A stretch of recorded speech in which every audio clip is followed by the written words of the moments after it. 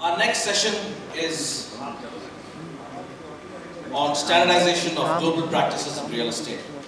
I have the privilege of calling Mr. Peter Bolton, the Global Resident Director of RICS.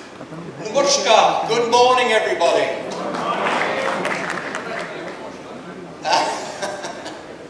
No, good morning, and can I just start by thanking NAR-India for letting me come to this conference. I have to say, everybody, that since I arrived here, I have been so inspired and excited by everything that I've heard, and the tremendous opportunities that this wonderful country of yours offers both now and especially in the future. I have to say that I wish I was far younger. I wish I lived here, because it's just going to be such an exciting time for you all over the next decades. And what I want to try and do today is to pick up some of the themes that have been discussed at the conference, and I'm going to skip over some things because you've already discussed them. But I want to talk about some of the challenges that you've mentioned as well, and in particular how raising the standards that you're trying to do can only lead to one thing. And I know that's one thing you'll all want to do, and that is to do more business and to make more money. Yes? Yes. So let's crack on. Just a little bit about the RICS. Some of you will know us. We're the leading professional qualification in property, land and construction globally. And as it says there, we're all about setting and enforcing standards for the members of the profession. And as we heard earlier, one of the problems in having regulations and standards is that they're absolutely no good unless they are properly enforced. And that is a real message that has to go back to your national government, to your state governments, and indeed the association, because you've got to be able to have the trust when you're a member of the public that those regulations are going to be enforced. It's a real problem in the UK still. I have to say that when I'm in the UK, I spend a lot of time saying to the government, saying to the civil servants, we need better regulations, not more regulations, but for heaven's sake, where those regulations are there, let's please implement them. So you've got an opportunity to push that forward, so please do. But we're recognised all over the world. We have over 180,000 members, and I thought that the figure on the right-hand side, over 21,200 people are based in the India-Asia area, and that is an area which is really exciting to us. It's one of the reasons why we've opened up an office in New Delhi, why we're investing a lot of money to make sure that moving forward we can meet the requirements. And that just sums up that little graph that you've talked about before. I'd like you just to concentrate on that orange one. The orange one is India, and it shows the ability of the middle class to be able to have more and more disposable income. The right-hand side of the graph says 2050. So by 2050, India is going to have a larger share than any other part of the world as far as the ability of the middle class to actually have more disposable income. That is such an exciting opportunity. That's why you're going to be so busy. It's why RICS believe that India is the place we need to be. We've already heard of the challenges. Kamal Nath, the Urban Development Minister, said recently at one of our conferences that you've not got the fiscal worries in the built environment, but you have an 80% skills deficit. We've heard about it this morning. And I don't need to go through again the massive amount of infrastructure work that you know needs doing. But what I would say, the thing that struck me is not just the roads that are required, it's not just the shortage of something like 39.4 million skilled engineers. It's a real issue for you, I know, when you've got a water supply problem as well, and that works out to something like, in 2050, you've got potentially to find 3 times as much water supply as you've got at the moment. So there's a lot to be done. Which is why, one of the reasons with skills gap, the RICS, working with IT University, set up the School of the Built Environment, the first one in New Delhi. Very, very successful first year. We're absolutely delighted with the quality of students that are coming out there. As you can see, 80 students in the first batch going for their MBA. And we're now looking at potentially opening another School of the Built Environment, and we will continue to work with the providers in this country to help you fill some of that skills gap. You heard already about the recent decision over REITs. That, as you can see, made headlines around the world. I took those headlines the very day after your Securities Board announced the decision. But can I just pick up on what was said earlier? It does worry me, as it does elsewhere in the world, that this is not going to help the residential market at the moment. And I just hope that the comments that were said earlier, that you can, over time, persuade the authorities that it's a safe market to allow you to invest in REITs. That's when you can really start moving forward on the affordable housing. So I wish you the best of luck on that. And again, we'll do everything we can to support you on that. But there are challenges in the Indian market. We've talked about some of these. There's differences in measurement practice, which I'm going to come on to in a minute. You've talked about your regulatory hurdles, you know, that you sometimes have to go to 40 different authorities to get permission. It takes so long in many parts of the country. We've heard about the shortage of core professionals. There is price speculation. We've heard about the lack of professionalism with some real estate agents. And then we know there's the need, as I've said, for the infrastructure, the good governance and the investment vehicles. So, why are these issues important to you? Well, just to start with, I'm just going to look very briefly at the measurement practice. Now, why is it important? Well, space measurement has got to be vital, hasn't it? It actually is the basis for valuation, it's the basis for the occupation and the land use, it's the basis for the investment, the financial reporting and the public confidence. Now what I'm talking about is not the actual way you measure it in feet of meat. I don't mind if it's feet, if it's meters, it can be measured in coconuts, it doesn't matter. What the problem is actually how you use a methodology to actually conduct the measurement in the first place. And that is where there is a problem, because people can't really use it as a comparison method at the moment. Property is measured in totally different ways around the world, as I'll explain in a minute.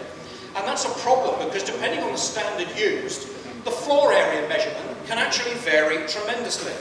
Now, I've got a few copies of this slide available when we have a break if anybody wants to come up, but that's one floor of an office block. So it's one floor, which is just 4 times.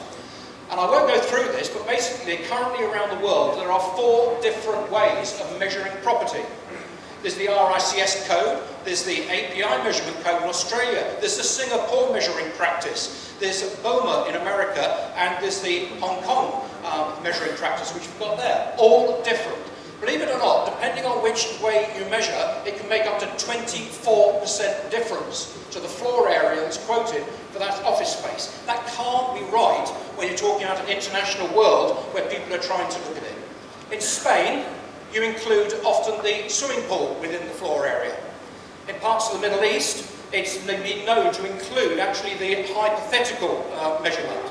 So in other words, if you've got permission for 20 stories, you've only built 10, you include the missing 10 as well. That's nonsense. I know in places, I'm told, some places in India, you include the surface car park area as well as the common areas. And in the US, on the bottom right-hand one, in Florida, they use a thing called air-conditioned space, which is purely only including the rooms where there is air conditioning. So there's no measurement. Now, why is that important? The French love that, because that's like the entrance to the Louvre Museum in Paris. At the top, you've got the IFRS, the International Financial Reporting Standards. Now, they've been around for ages, and they are required by many, many governments around the world as to how the finances of a company are reported. So that's fine. Underneath that, you've got the IVS, which is the International Valuation Standards. Now, they again have been around for many years, are adopted in many, many countries, and including the RICS. But what you haven't got at the moment is the bit at the bottom, the International Property Measurement Standards. And the problem you've got there, as you can imagine, is if you don't know how you're measuring a property, how that can affect the valuation and can affect the financial reporting. Now, that's an issue, which is why we've got together with a coalition of some 48 partners to try and come up with one way of actually saying this is how you physically measure a property.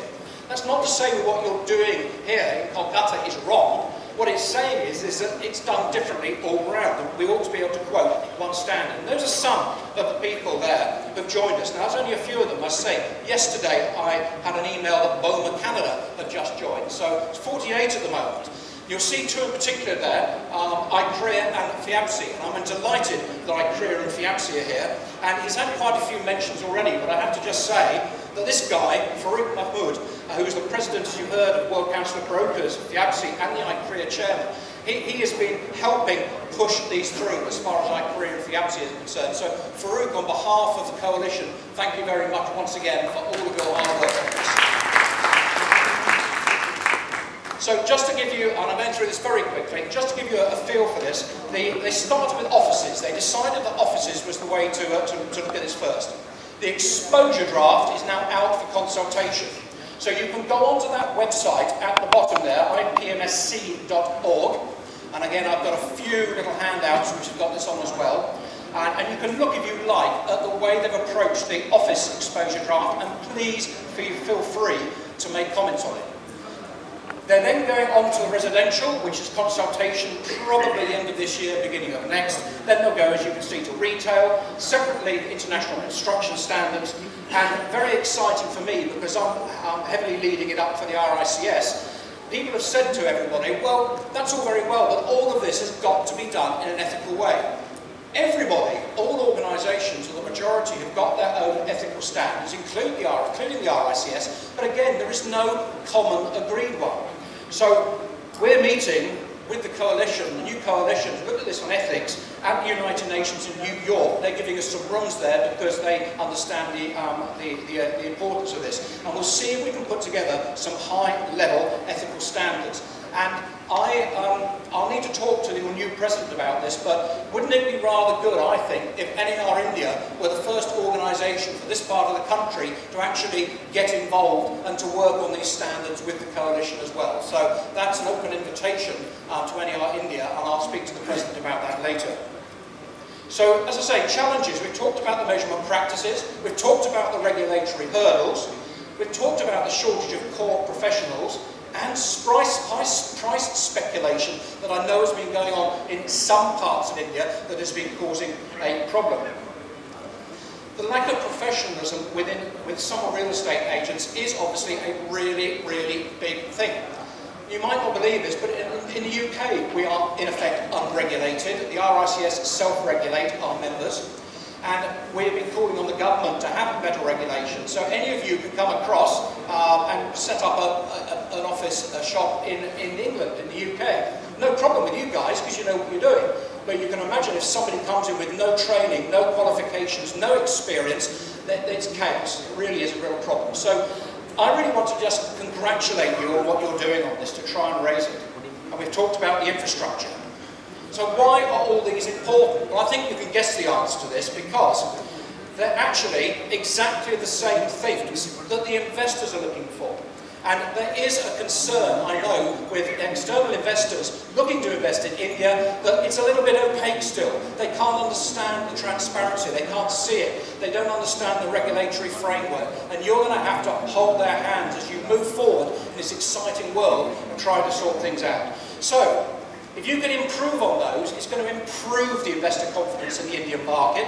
It's going to lead to the increased infrastructure and development and to help meet the immense demand for housing. And very, very importantly, it should also mean that you're all busy making more money.